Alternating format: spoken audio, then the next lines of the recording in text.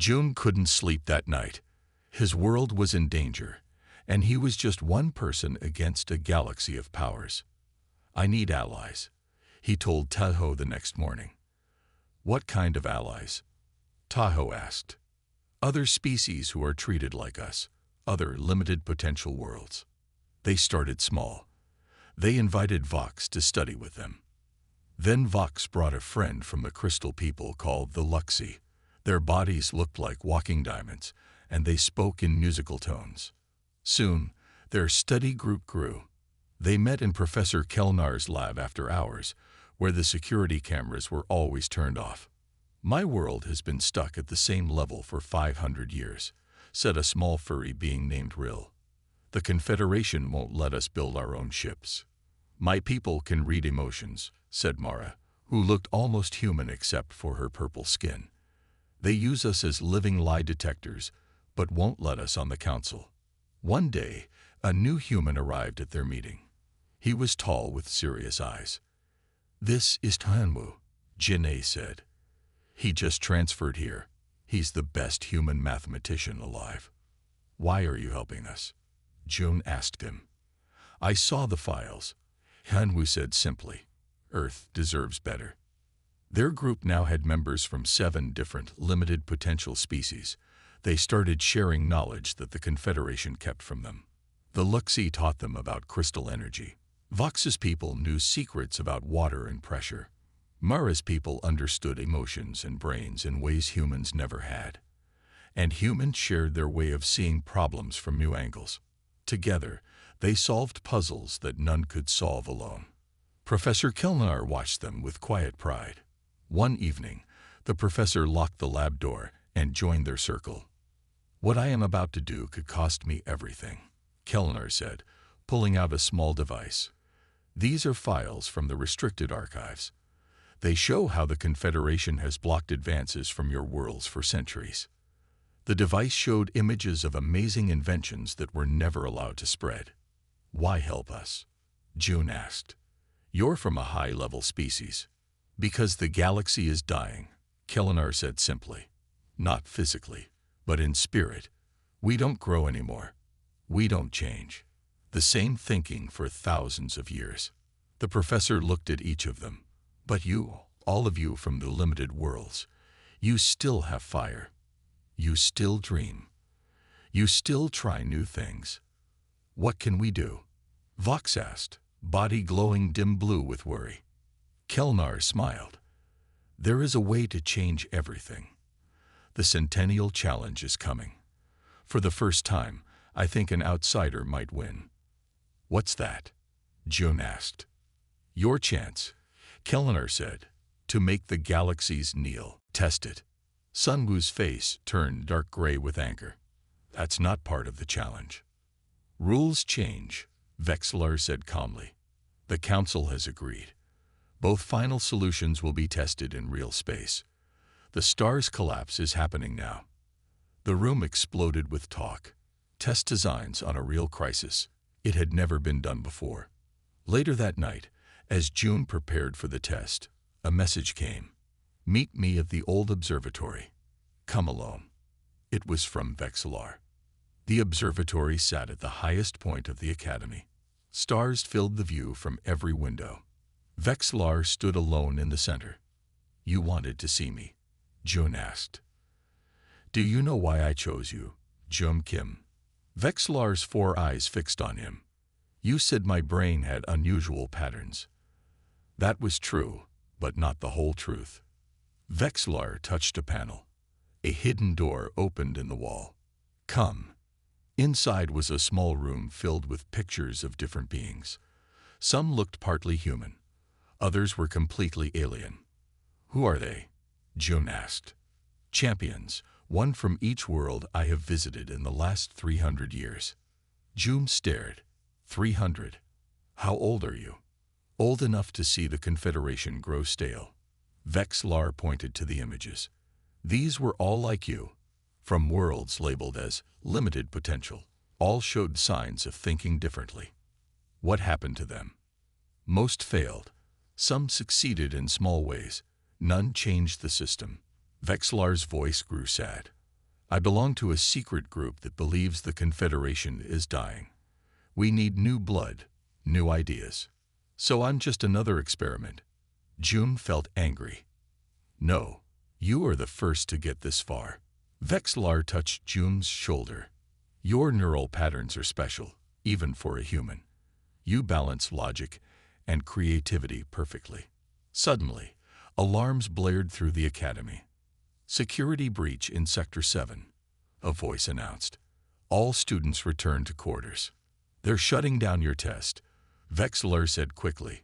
Powerful council members fear your solution. Why?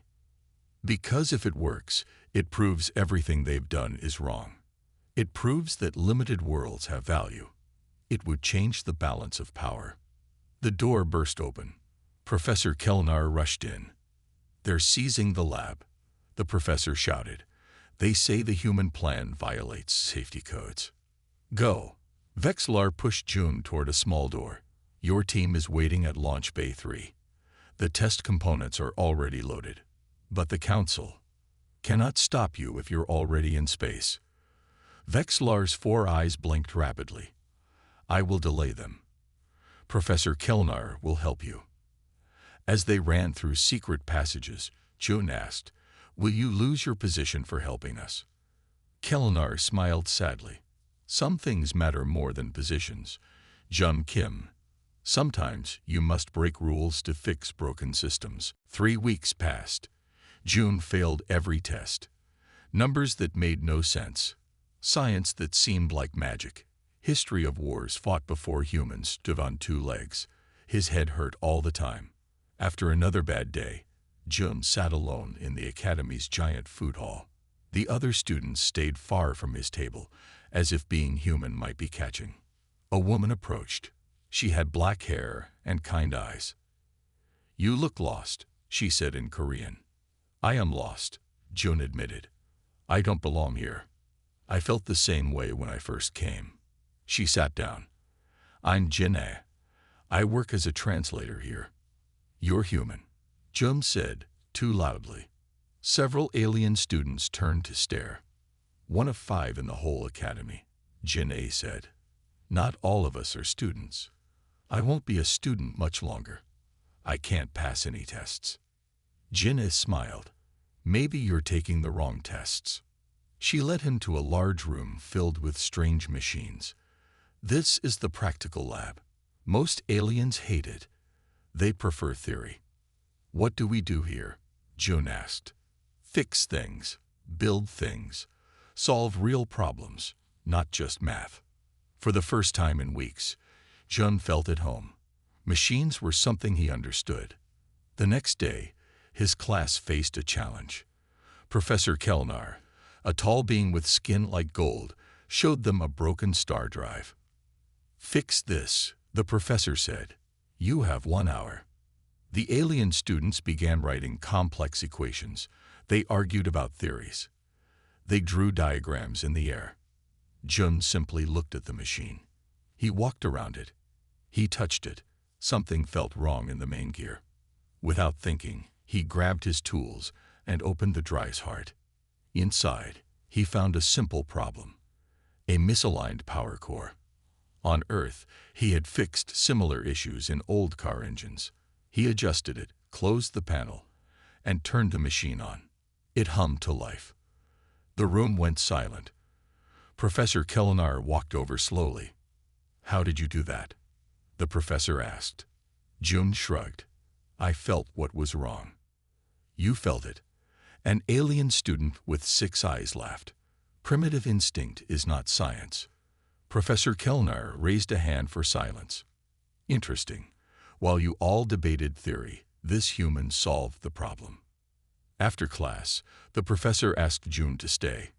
Do you know why humans sleep? Kellnar asked. To rest. Jun guessed. To dream. Your brains make new connections while you sleep. Most advanced species lost this ability.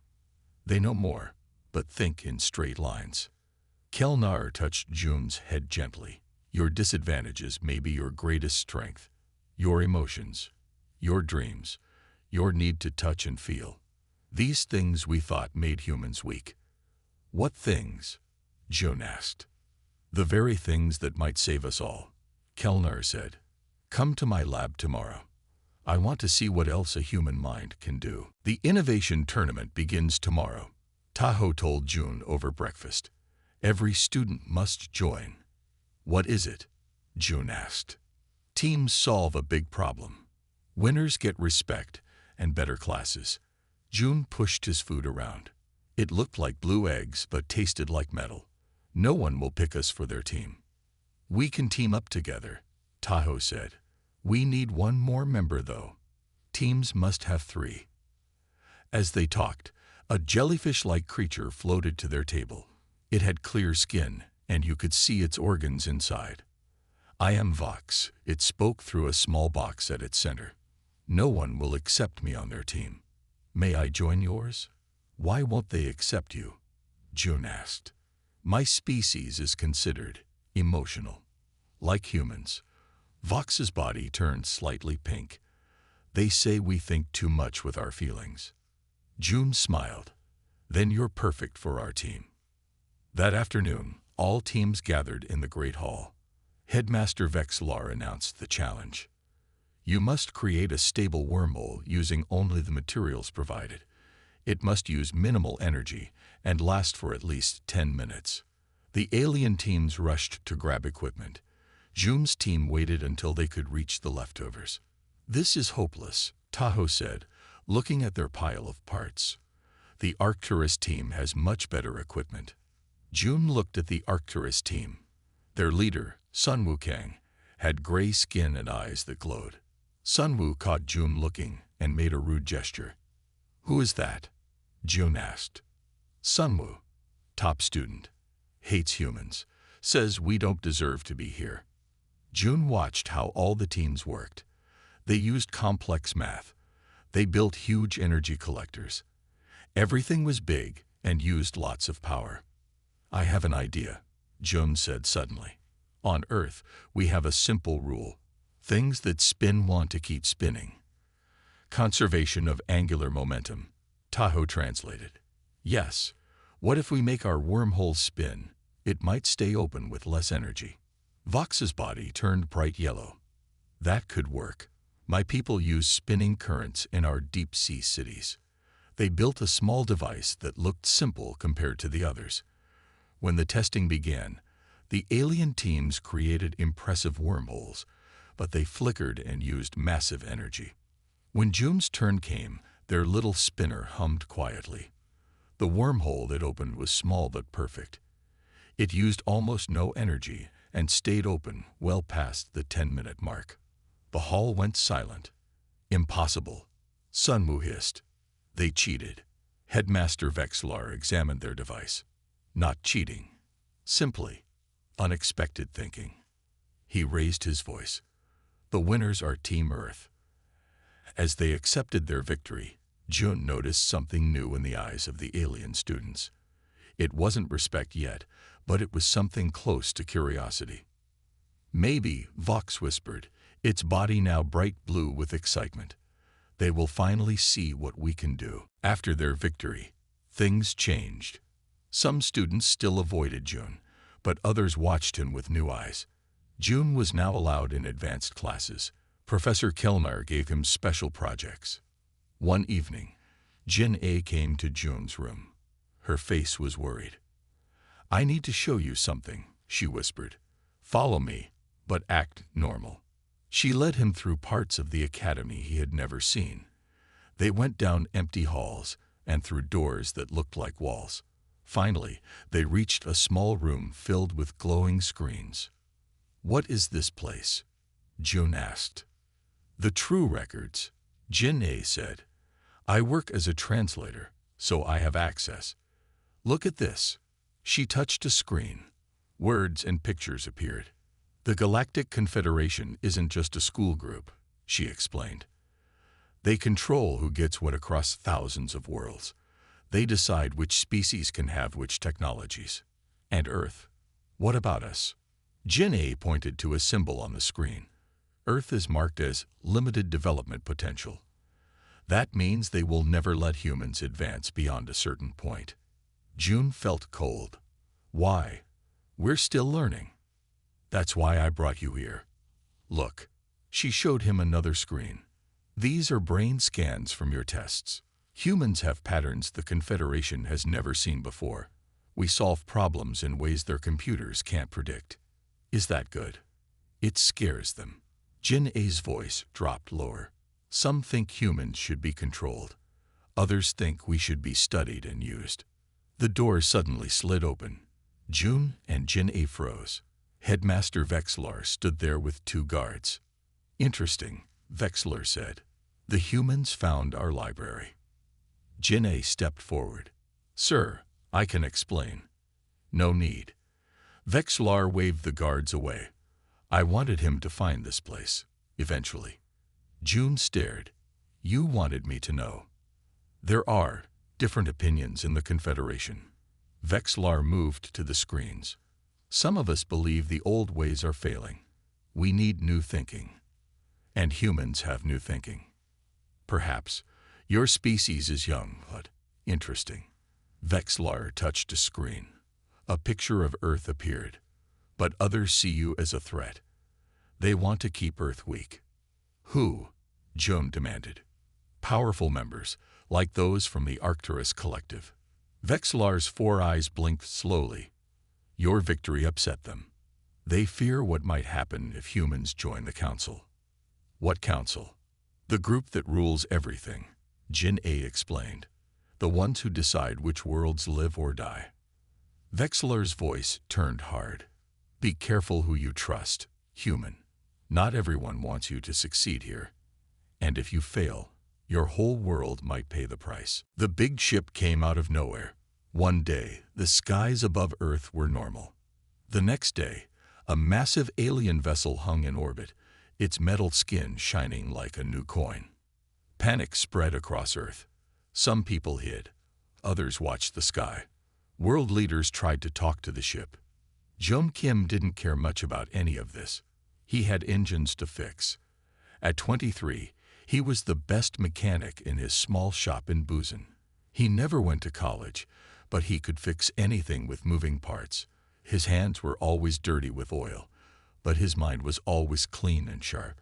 June, come look, his boss shouted, pointing at the old TV in the corner. On screen, tall beings with blue skin and 4 arms stepped out of a smaller ship that had landed in Seoul. The Galactic Confederation welcomes Earth, said one alien in perfect Korean. We have come to select one human to join our academy. June shrugged and went back to work. What did this have to do with him? 3 days later, men in black suits came to his shop. Are you Jun Kim? One asked. Yes. Did someone's car break down? No. You need to come with us. The aliens want to see you. June laughed. Very funny. This is not a joke. The man showed him an official paper. You have been selected for testing. In Seoul, June stood in line with 100 other humans. There were famous scientists, top students, military leaders, and him, a mechanic with oil still under his fingernails. The blue aliens scanned each person with strange devices. Most people were sent home quickly. Soon, only 10 remained, then 5, then just June and a famous physicist. The lead alien, who called himself Headmaster Vexlar, studied them both. Interesting, he said, his 4 eyes blinking at different times. The human brain is unusual. This one, he pointed at June, has neural pathways we have not seen before. But he's just a mechanic. Someone protested. The other man has 3 degrees. Papers and learning are not what we seek, Vexlar said. We seek potential. This one solves problems in ways our computers cannot predict. June stepped forward. I don't understand. What do you want from me? We offer you a place at the Nexus Academy, where the brightest minds in the galaxy train. You will represent your species. Why would I go? Because how you perform will determine your planet's future. If you succeed, Earth joins the stars. If you fail, Vexlar's voice trailed off. June looked at his dirty hands. He had never left Busan, let alone Earth. "When do we leave?" he asked. "Now," said Vexlar. "Pack nothing. The Academy provides all." And just like that, Earth's fate rested in the hands of a mechanic who had never even finished high school. The Academy shook with excitement. Banners hung from high ceilings. Students from 1,000 worlds gathered in the Great Hall. "The Centennial Challenge begins today," announced Headmaster Vexlar. His voice echoed through the vast space. "The winner joins the Confederation Council and can propose new policies." June sat with his friends. His heart beat fast. This was their chance. "No student from a limited world has ever been allowed to compete," Tahoe whispered. "Until now," Jin-A said with a smile. June's earlier victory made him eligible. Vexlar raised his 4 arms for silence. "The challenge is real, not theoretical. A neutron star near the Krull sector is about to collapse. Millions of beings live in its path. Find a solution." Images appeared in the air.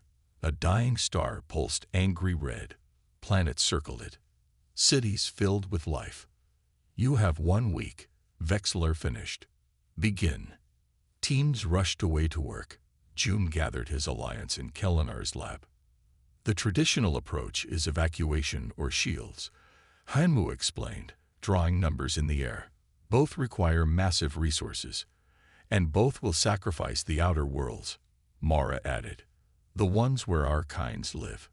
June walked around the hologram of the star. He watched how it pulsed. "What if," he said slowly, "we don't try to stop it?" Everyone stared at him. "Let it collapse," June continued, "but capture the energy." "Impossible," one of the Luxi chimed. "The energy would destroy any collector." "Not if we spread it out." June thought of the rivers back home. "On Earth, we don't always stop floods. Sometimes we channel them to many small streams." Vox's body lit up bright yellow. "Like the deep currents of my world.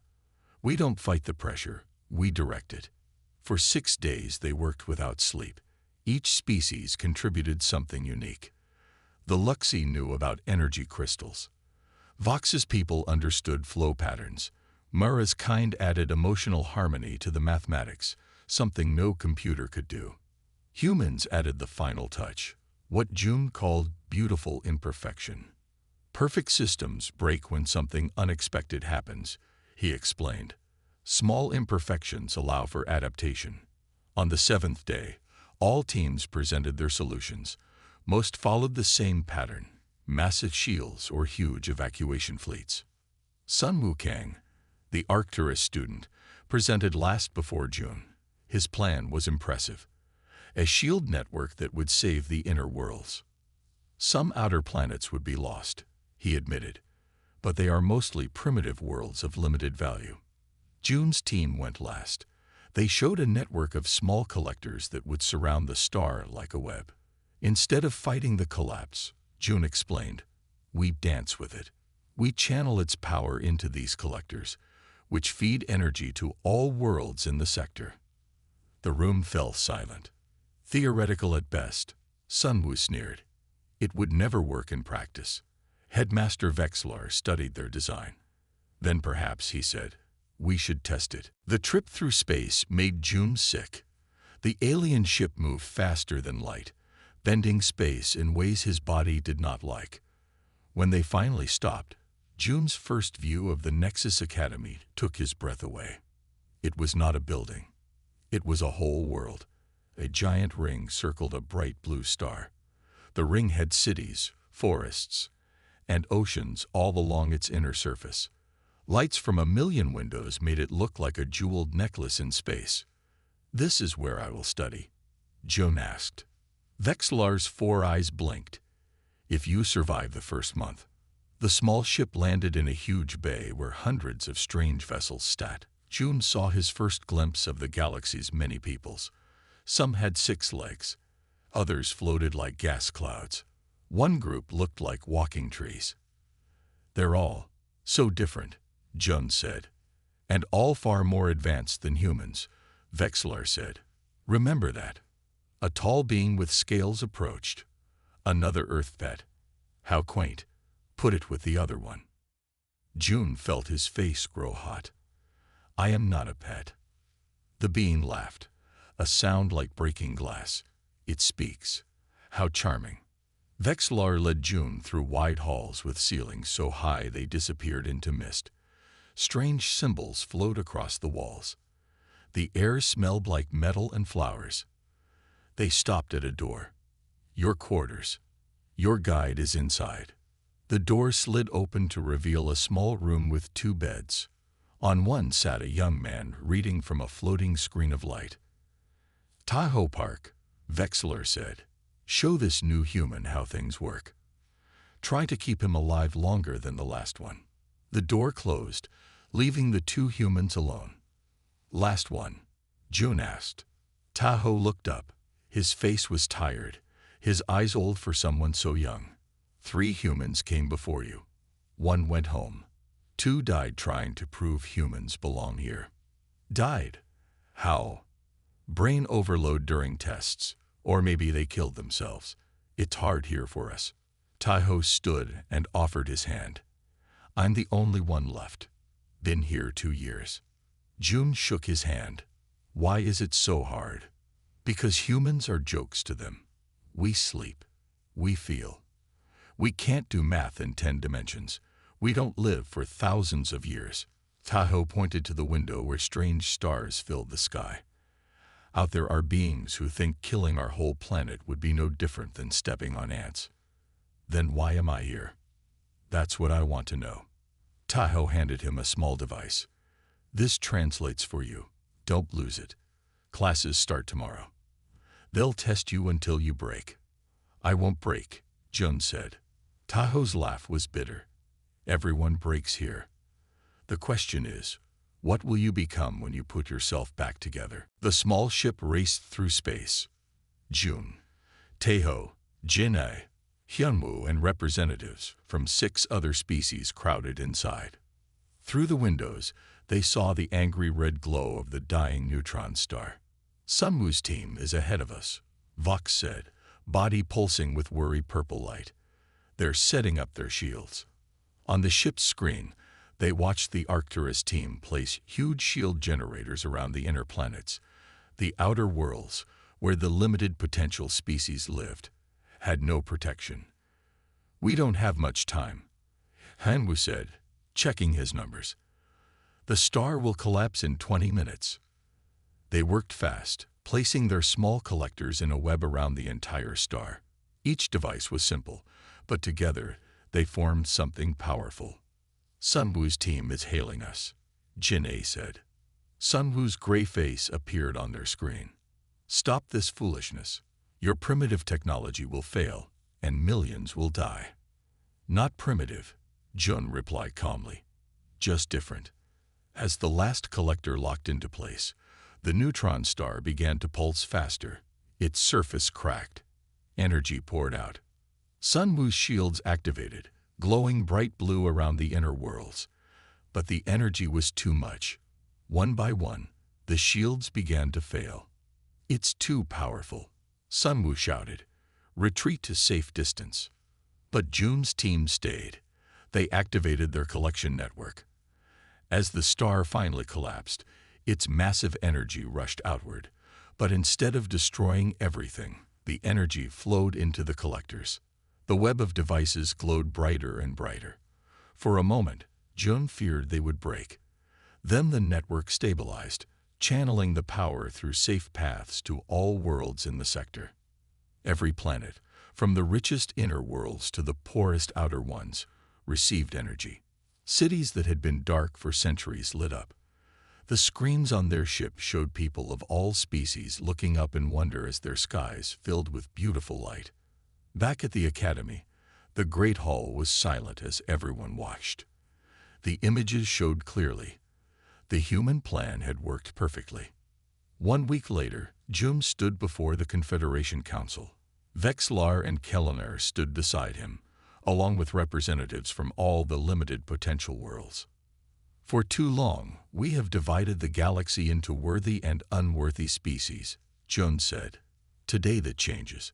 We propose the new Galactic Development Accord, giving all worlds equal access to knowledge and technology. An ancient council member spoke. Why should we listen to you? Because we just saved your worlds using ideas you rejected, Jun replied. Imagine what else you've missed by ignoring us. As the council voted to accept the new accord, Vexlar leaned close to Jun. Do you know why I really chose you? The headmaster whispered. Why? Jun asked. Because in all my years searching the stars, I never found another being who could make galaxies kneel, not through force, but through brilliance.